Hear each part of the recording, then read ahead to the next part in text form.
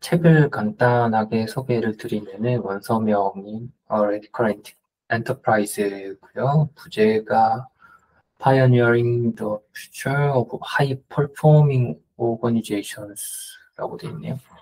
제니 매트, 헤이 파커, 용환성 씨가 옮겼고 이 책을 선택한 이유가 저희 회사가 나름 이제 급진적이라고 할 수 있는 그 근무 형태, 이제 전원 이제 재택 근무를 할 수 있는 그런 환경의 이제 스타트업인데요. 저희가 유지하고 있는 이런 형태에서는 이제 필수적으로 이제 협업에 대해서 많이 강조가 되고 있습니다. 그래서 우리가 더 성장하고 발전하기 위해서 그 경영진은 물론이고 저희 회사 구성원 모두가 배울 점이 있지 않을까 해서 세미나를 한번 해보려고 구매를 했습니다. 목차는 들어가며 급진적 협업의 네 가지 필수 요소 중에 팀 자율성 그리고 생각해보기로 했습니다. 사실 책 목차는 이거보다 더 많은데요. 제가 그 이 책의 전반을 다 훑어서 해버리면은 그 책 저자로부터 소송이 걸릴 수도 있기 때문에 그 간단하게 첫 번째 요소만 소개를 하고 더 궁금한 더 내용을 더 깊게 보시고자 알아보고자 하시는 분들은 책을 구매해서 보실 수 있도록 여기까지만 준비를 했습니다. 네, 들어가며 부분입니다. 이 책에서 그 이 책을 쓰게 된 배경에 대해서 설명을 하고 그 들어가며 부분에서는 그 많은 데이터들로 그 소개를 하고 있습니다. 일단 코로나19 이제 팬데믹의 영향을 먼저 소개를 하고 있는데요. 하버드 경영연구원의 그 조사 결과로는 그 코로나19 이후에 80% 근무자가 풀타임 근무 형태로 들어가는 걸 원치 않는다라고 하고 있고 모닝 컨설트라는 조사 이 연구 결과에서는 40%의 근무자가 다시 풀타임으로 돌아가느니 나는 퇴사를 하겠다라는 이런 극단적인 결과도 나왔습니다. 이런 자발적 대량 실업 사태를 이 책에서는 이제 대퇴사라고 명명을 했고요. 이런 코로나19 하면서 이제 사무실이 폐쇄가 되고 이제 상사를 직접 안 봐도 되는 이런 환경이 업무의 자율성을 높여줬고 삶의 유연성을 그 높여주는 경험을 이제 제공하게 되었습니다.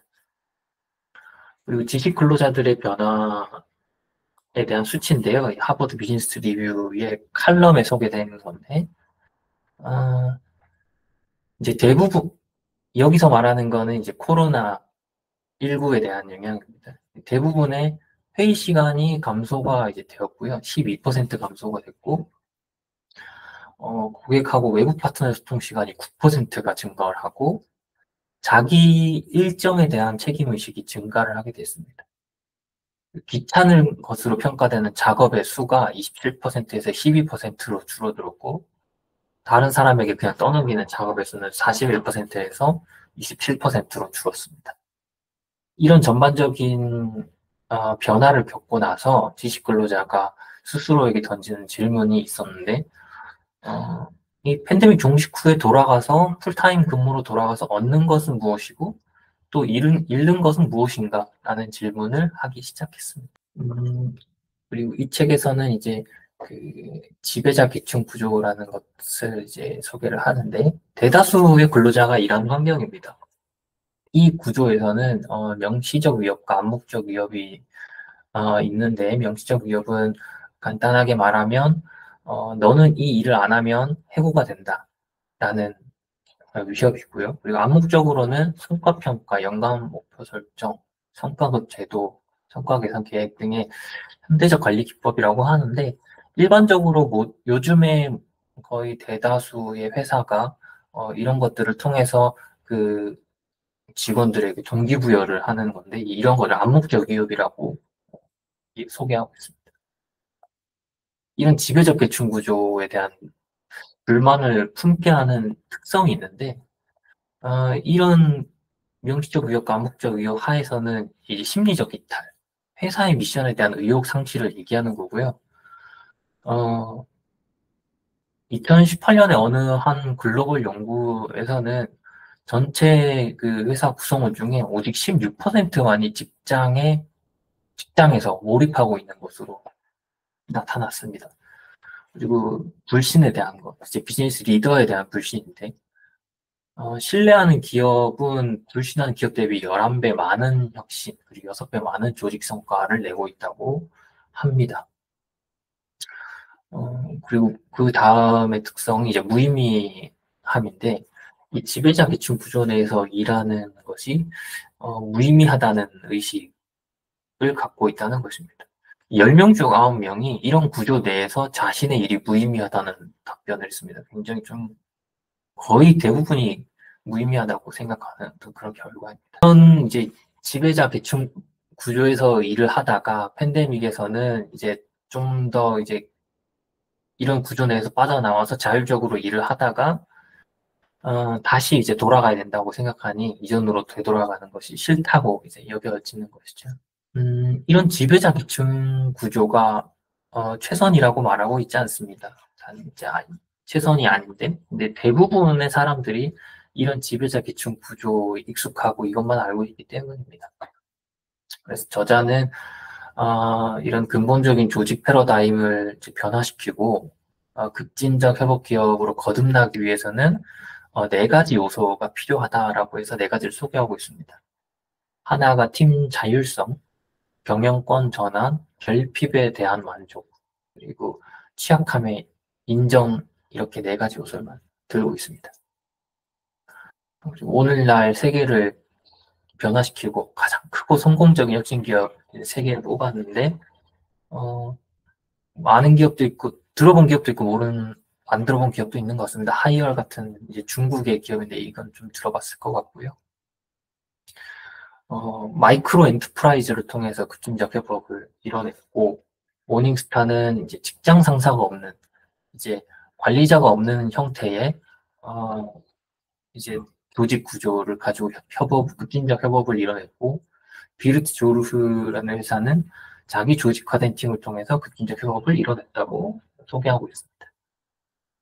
이런 회사의 좀 더 구체적인 사례는 책에 더 자세하게 소개가 되어 있습니다. 그리고 HOW 보고서라는 그 보고서의 데이터를 또 마지막으로 소개를 하겠습니다. 이 월등한 성과를 내는 조직 유형은 어떤 것인가라는 주제를 가지고 또 세 가지 조직 유형을 나눠서 조사를 했습니다. 한 가지 조직 유형이 이제 맹목적으로 복종하는 조직이고요.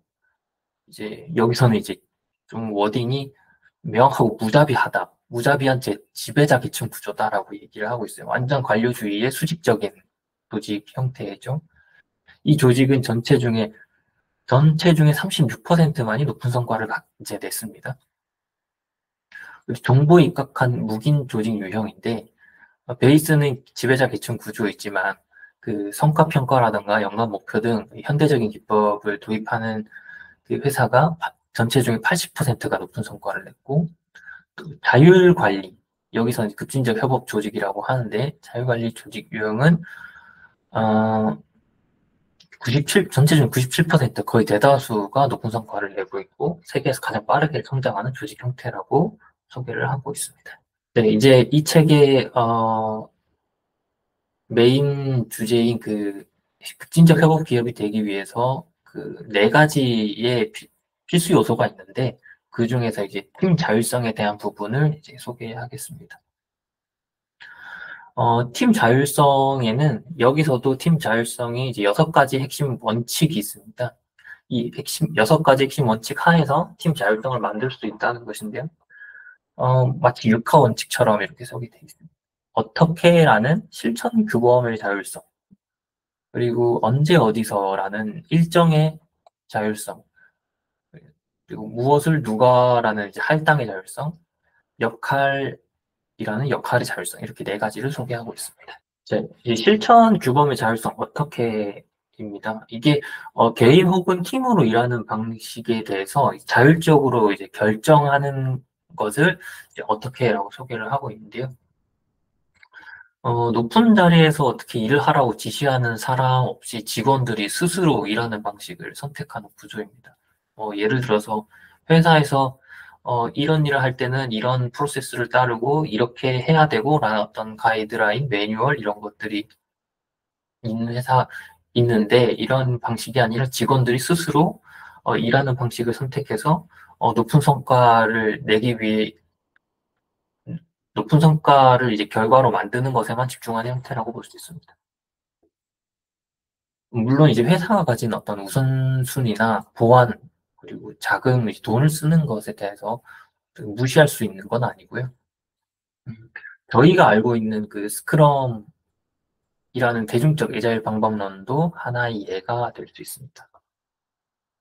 팀이 이제 스크럼을 통해서 권한을 다 이임을 받습니다. 그리고 그 목표를 달성하는 최상의 방법을 결정하는 것이죠, 스크럼이. 하지만 그 팀이 권한을 위임하는 대신에 계층적 폭포수 개발 프로세스라고 돼 있는데 이제 위에서 계속 이제 업무 프로세스들이 내려오는 거죠. 업무들이 할당돼서 내려오고 어, 그런 프로세스에 이제 실무 관행만 스크럼에 추가를 해서 운영하는 건 이제 나쁘다. 이제 그런 건 스크럼이 아니다라고 이렇게 얘기를 하고 있습니다. 그리고 그 다음 이제 실천 규범의 실천 규범의 자율성 이건 좀 오타인데요. 그 언제 그리고 어디서라는 이제 그 자율성입니다. 이 책에서 소개하는 대부분의 급진적 협업 조직은 이런 일정의 자율성을 대다수 실천하고 있고요.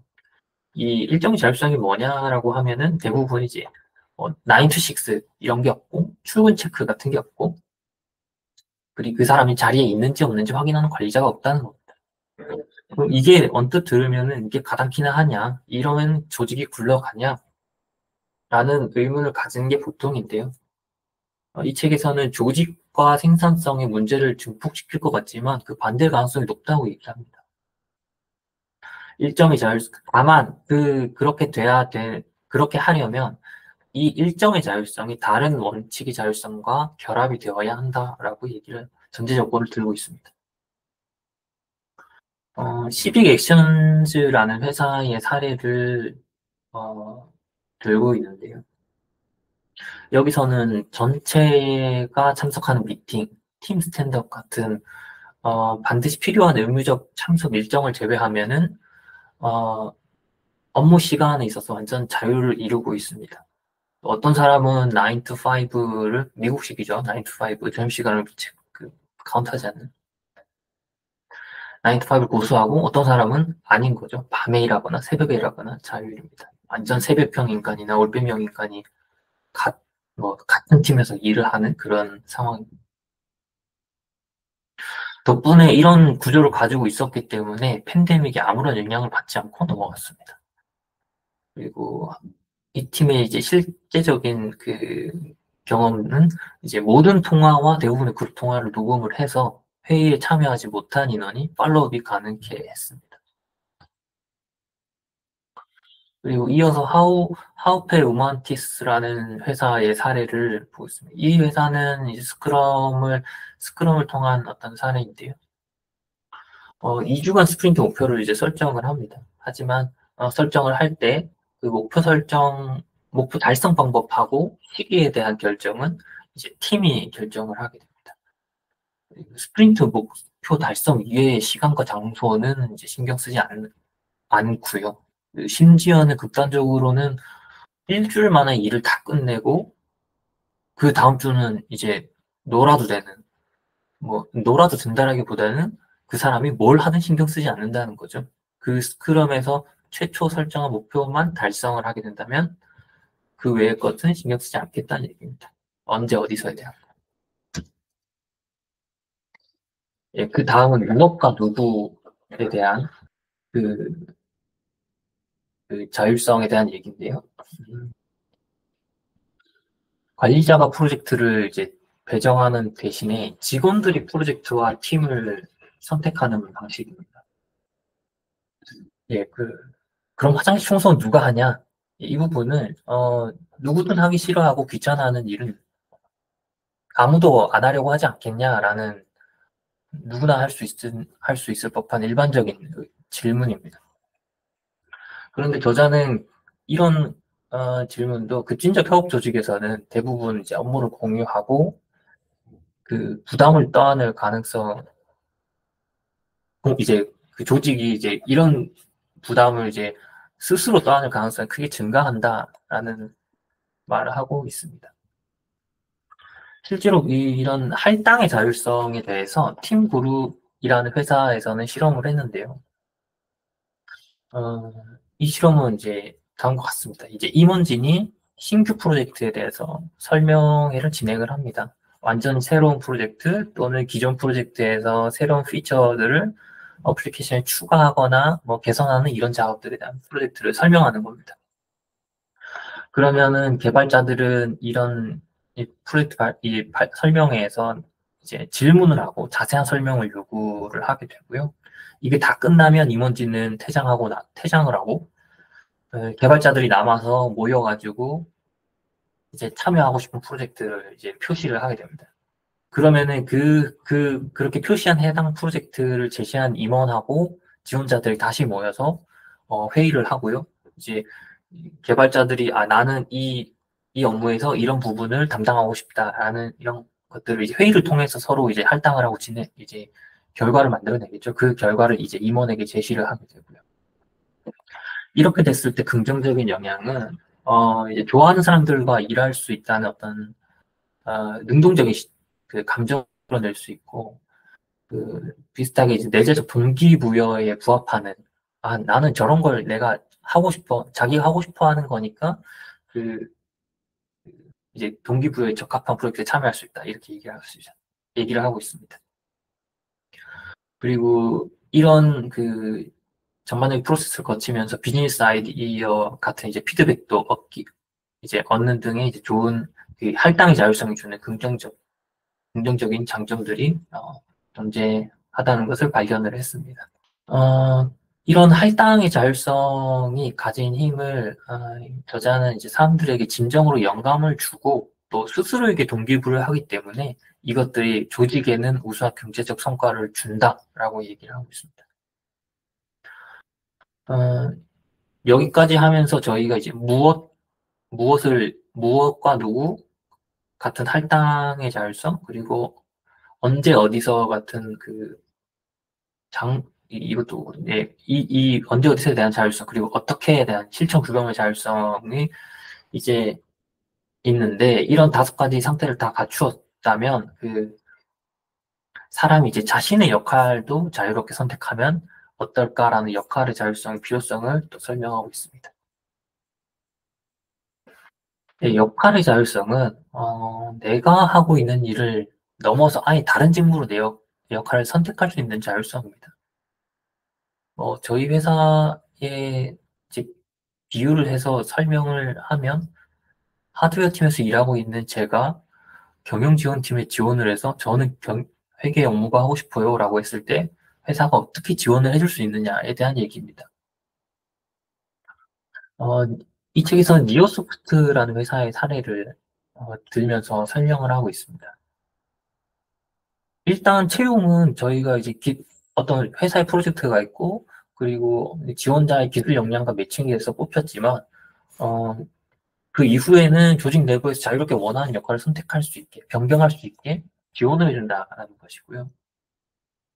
다른 일이 하고 싶어서 지원을 하게 되면 회사는 조직은 또 그런 일을 할 수 있는 이미 그런 일을 하고 있는 사람과 연결을 해주고 그런 일을 이제 소비를 해줄 수 있는 고객들도 찾아서 이제 연결을 해주는 그 역할을 이제 조직이 하게 된다.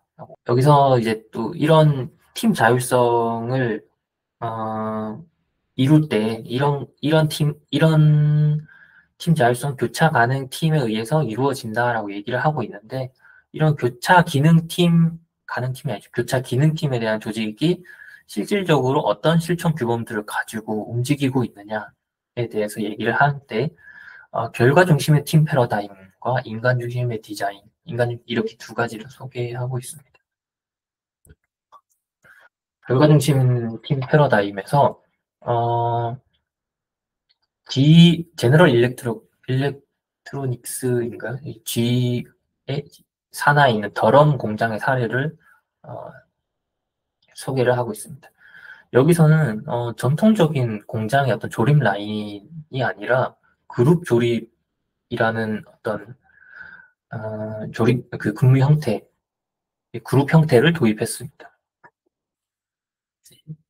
특정 기술을 가지고 예를 들어서 뭐 나는 엔진의 요 파트만 담당을 하고 요 파트를 이제 조립하거나 이제 뭐 개발하기 위해서 이것에 대한 지식만을 가지고 있는 형태가 아니라 아예 이제 처음부터 엔진 전체를 만드는 방법을 이제 배우게 됩니다.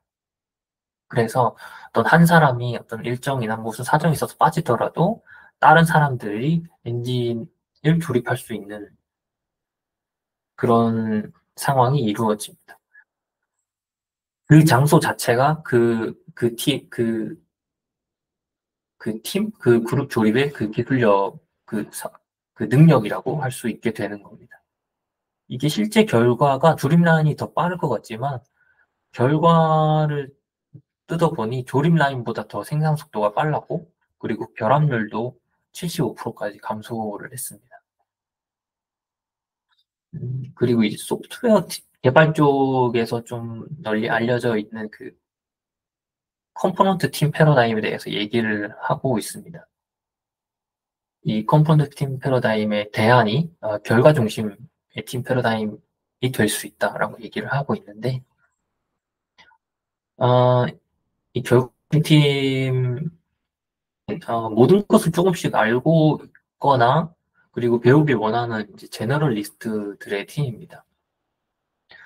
그리고 코드 소유권이 팀이 아니라 조직 전체가 그 코드에 접근할 수 있고 코드를 수정할 수 있고 그렇다는 겁니다. 이렇게 했을 때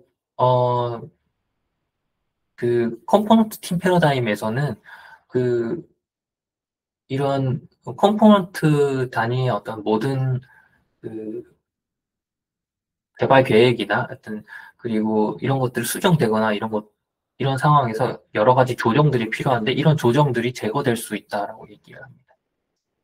이런 계획과 조정 대신에 학습이 더 이제 중요하다라고 강조를 하고 있고요. 그리고 모든 지식을 이제 공유하고 있기 때문에 결과 창출을 한 사람에게 기대하지 않는다라고 얘기를 하고 있습니다. 이 부분은 제가 읽으면서 사적으로 좀 붙이면은 사실 저희 회사에서도 이런 부분을 좀 강조하고 있다고 생각을 합니다. 모든 사람이 이, 예를 들어서 어떤 코드를 짜면은, 이 사람도 이걸 할 수 있어야 되고, 저 사람도 저걸 할 수 있어야 되고, 바꿔서 할 수 있어야 된다라는 것들을, 이 대표님도 뭐 소프트웨어 팀과 뭐 여러 팀에 이런 얘기 다 하셨을 겁니다. 네, 일단 그 팀 자율성에 대한 것들을 다 얘기를 해봤고요. 사실 뭐 인간 중심 디자인도 있는데, 네, 이거는 좀 지면과 시간관계상 좀 넘기도록 하고요. 이 책을 읽고 생각해보기를 좀 준비를 해봤습니다. 자율성의 원칙 중에서 우리 팀에 도입한 게 어떤 게 가장 쉽고 또 어떤 게 가장 어려울까에 대해서 제가 한번 생각을 해봤습니다. 저는 어떻게가 가장 쉽다고 생각을 해요. 그래서 왜냐면은 이미 저희는 재택으로 다 근무를 하고 있고, 실질적으로 어, 뭐 어떤 식으로 뭐 일을 하라라는 터치는 이미 꽤 낮다라고 생각을 하고 있어서 어떻게라는 거를 이루기가 가장 쉽다고 생각을 했고, 언제 어디서가 가장 어렵다는 생각이 들었습니다. 이 부분은 저희가, 물론 여기서는 경영 측면에서 허용하기 어렵다라고 얘기를 해놨는데, 사실 이거는 제가 아는 어떤 단편적인 소감이고요. 어쨌든, 언제 어디서라는 것들이 일단은 저희도 뭐 사실은 워케이션과 같은 것들도 도입을 했고, 그리고 뭐 언제 같은 것도 조율을 통해서 얼마든지 좀 바꿀 수는 있습니다. 하지만 이 책에서 얘기하는 자율성에 비해서는 조금 차원이 다른 것 같다라는 생각이 들어서 이게 좀 어렵겠다라는 생각이 들었습니다. 뭐 여러분들도 이런 부분에 대해서 한번 생각을 해보고 저희가 같이 얘기를 만약에 해볼 수 있는 기회가 있다면 좀 저희 조직에도 도움이 될 것 같습니다. 나머지 이제 세 개의 요소가 있었죠. 경영권 전환이 있었고, 결핍에 대한 만족이 있었고, 그리고 또 하나가 또 뭐가 있었습니다. 기억이 안 나네. 이것들은 여러분의 일독을 위해서 좀 남겨두고요. 저희가 또 유튜브에도 올라가야 되니까요. 그리고 마지막으로 제가 읽은 소감에 대해서 음, 이 얘기를 드리고 나누고 마치겠습니다. 저도 이 팀 자율성이라는 하나의 요소만으로 급진적 협업을 이루기 어렵다는 생각이 들었습니다. 왜냐하면 이런 자율성을 다 보장을 해줄 때는 어, 그러면은 성과는 어떻게 할 건지, 뭐 보상은 어떻게 할 건지 이런 것들이 그 책 이후에 나오는 그 세 가지 요소에 포함될 텐데 그런 것들이 다 이제 퍼즐처럼 조각이 맞춰져야 이런 것들이 진행이 가능하겠다라는 생각을 저도 좀 하게 됐습니다. 어, 이 책을 또 팀장이나 경영진뿐만 아니라 저희가 이제 모두 읽어보면은 긍정적인 변화의 바람이 있을 거라고 또 생각을 합니다. 이게 몰라서 안 보이는 것들인데 또 저희가 책을 읽고 이런 것들이 있구나. 이렇게 일을 하는 사람들이 있었구나. 이미 선구자들이 있었구나. 라는 것들이 저희가 알게 되면은 또 보이게 되고 그러면 또 우리 상황과 비추어서 또 생각하게 만드는 그런 지점이 있겠다 하는 생각을 네, 제가 준비한 세미나는 여기까지고요. 혹시 질문 있으실까요? 네, 없으면 세미나는 마치도록 하겠습니다.